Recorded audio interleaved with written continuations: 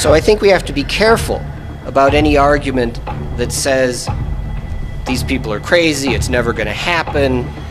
You know, there have been lots of claims in the past. The technologies that we live with on a day-to-day basis aren't going to be possible.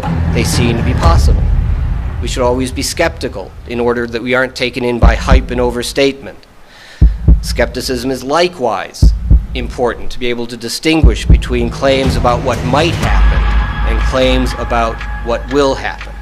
They now have these automated, like, avatar characters.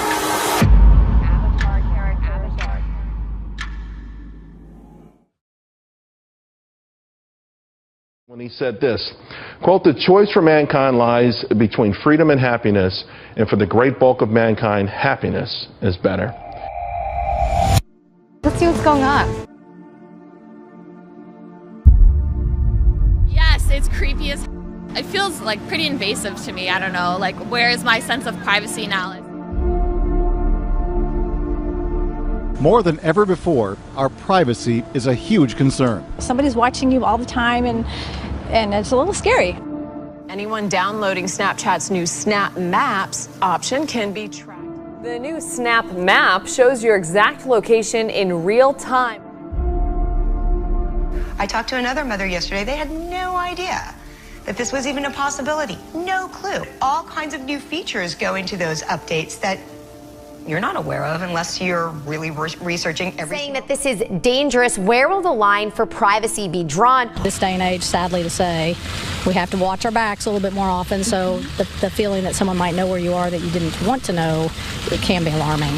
Like, that's not something that I would want on my phone. We're bringing the physical world into the virtual world with these types of features. What is this world really about that we are creating? What is the role for human beings in this world we're shaping? Is it just to make our lives easier? In fact, this is a really important point that Aldous Huxley made in his classic dystopian novel, Brave New World. Huxley basically argued a similar point. He argued that Orwell was wrong and that, in fact, people would lose their freedom because they were so entertained by screens, by entertainment, by pop culture, that they would voluntarily give up a lot of their personal information. One thing that I want to start with is that, our children are very unique generations. So they're first generation who are born and raised in this hyper-connected internet world. The telephone took 75 long years to acquire 50 million users. The internet, 4 years. Facebook, 2.5 years. WhatsApp, 15 months, and Angry Birds, 15 days. Yes? You better believe it. Pricing is going futuristic. Some companies are using computer-driven artificial intelligence. Going from a world where people used to stamp the price on the product itself to a world where you're buying goods and services online or even offline, but a pricing algorithm now determines it. Because AI, in my opinion, is really about to blossom and explode. We could liken it maybe to the going back to when electricity came about. It changed not just the fact that we could turn a light on, but it really changed everybody's lives across the globe. That same possibility can happen here with AI. Very powerful. So it's really one of the broadest theses or technologies that we've seen in a long time, and a lot of things have had to come together to make that possible. And what's next? Sorry, Matt, we're running out of time, so I hate to jump in. Do we need to fear it? Mark Andreessen said, hey, don't worry about autonomous cars. Kind of laughed it off. We've always been worried about job loss due to technology. It's never happened. It never will. But is this time different because machines are thinking, not just doing? You never know what's going to happen in transitions like this. It's about unlimited access and power. In fact, one of the quotes that I found interesting is, if you want to keep a secret, you must also hide it from yourself. I mean, think about it. These companies know you better than you know yourself, and they also understand how to manipulate that knowledge. So the first category is doing. I've learned when you talk at this is Texas Tech, right? I mean, so they only take you seriously at technical places if you have a laser pointer. So I got myself a laser pointer, and I will use it quite superfluously. AI, as robots move from just mechanical devices to devices that can really simulate human behavior, but it's so much broader than that. Humanity itself will be changed with this superintelligence, and we are at the doorstep of that era. The other way to look at it, of course, is that this time around it is about our minds and our brains, and there's something more mystical going on and so forth. 2 airlines are testing new technology that could change airport security in the future. The new face of flying, and it's yours. At Logan Airport, some passengers no longer need a boarding pass. Instead, they can simply use their face. Yeah, the government says it will make us a little safer. Next, please. It looks like science fiction, a machine that scans your face so you can board an airplane without showing any documentation. Well, because I don't need to know everything about us. It's just kind of weird. It's the same kind of feeling with location services on phones, how it's like they're always following you. It's kind of like the same thing. Some airlines are quickly moving forward with a plan for facial recognition. Yeah, pretty fast. Some fear it's moving too fast. Implementation of the use of biometrics need to be scrutinized very closely. Now, this isn't about being a Luddite. This is about losing the kind of freedom that we obviously take for granted, because unlike the NSA and government agencies, that we're actually inviting these companies to spy on us. So when you travel and you go to the airport and you go through customs, they take note of where you're traveling. It's on their computer systems. They know exactly. They're not supposed to give that information out to anybody. No, clearly not. But what troubles me is something different. Troubles me is why. Why are they so interested in the travel plans of those particular individuals? There are downsides and risks with every medium of communication, and television was no different, and radio was no different, and print was no different. It's just the speed and the scale and the ease of access and the affordability of the digital revolution that's making it seem like a quantum leap. Getting to be close to 8 billion of us on this planet, and we do have a moral obligation to make sure that the technologies we put in place serve the interests of humanity as a whole.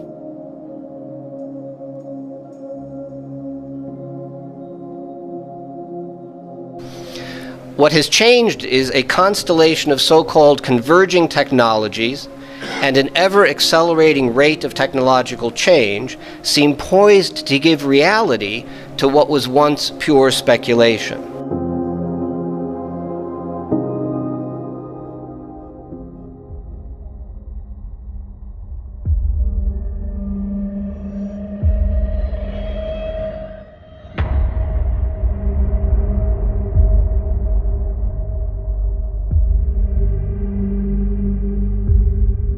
The world of cutting-edge technology is immensely appealing and seductive on the one hand.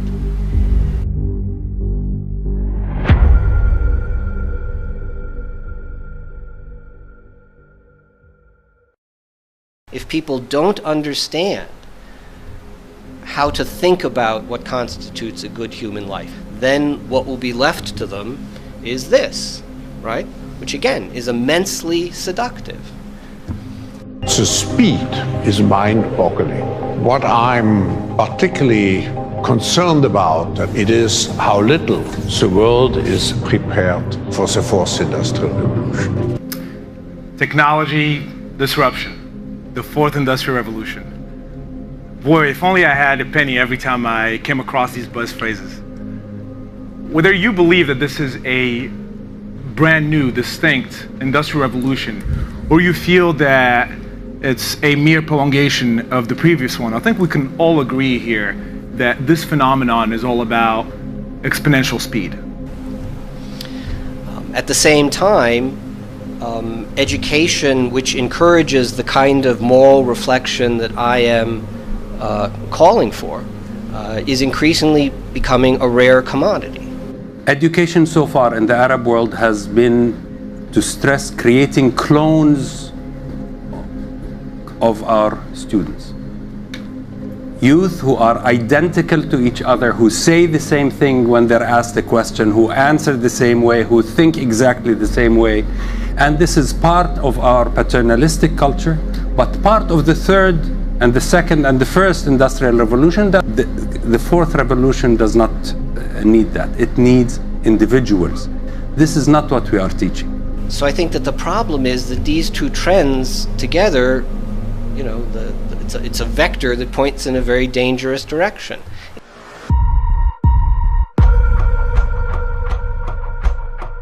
And it's not just in intelligence, it's in biotechnology. They now have these automated like avatar characters that are going to be counseling and providing therapy for elderly citizens, people going through surgeries, everything. There's a lot of technology that is turning towards avatars or robots to do things in replace of humans. My own sense is that the AI technology is not falling from the skies. It is not being delivered in some holy water coming from some mountain. It is being built by us. It is being written by people like us, and therefore it is yet another one of our creations. And I think it is important to keep that in perspective. It is incredibly powerful.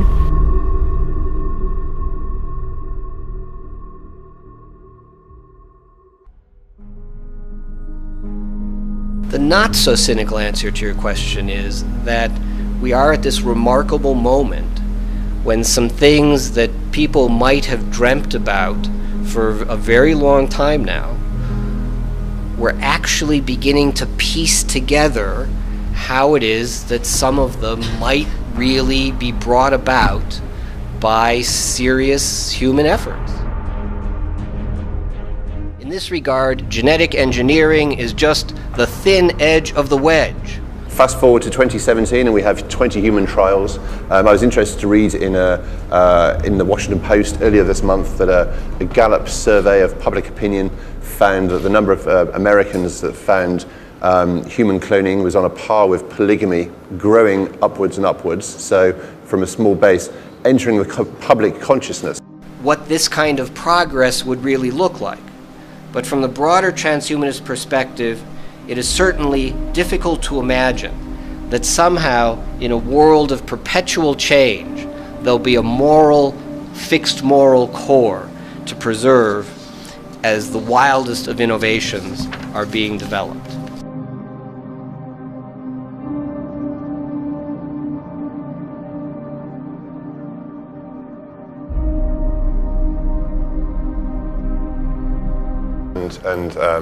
And the desire to improve human health is the first one. And then aging.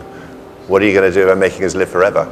But those who advance transhumanist goals and expectations are adamant that they simply start from extrapolations of developments that are already in the works or on the horizon.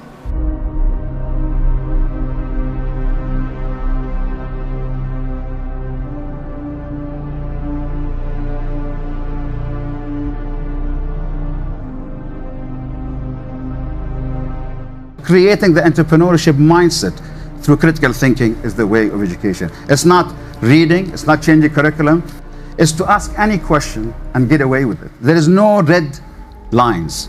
There is nothing there. You can ask any question which comes to your mind, including is God there or not. Even that simple question, you have the right to ask it, whatever the answer is. So the people have to be allowed to get that through.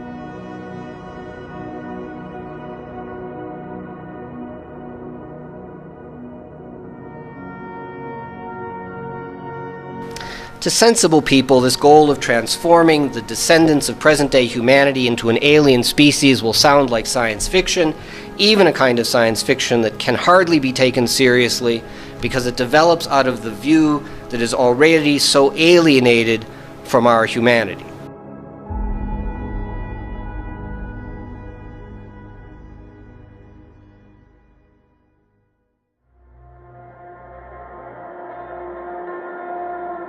We file taxes, vote in national elections.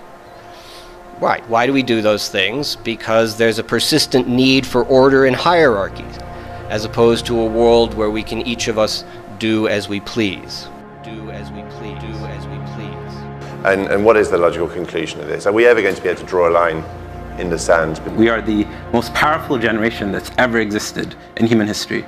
In your talk, in the very end, of course, it's a very positive future shared here, which is humans being enhanced by all the different technologies hybrided or blended together. To overcome the legacy that nature has bequeathed us by the chance-driven mechanisms of evolution. If we just leave people free to make their own choices about research and development, they believe the new world will arise.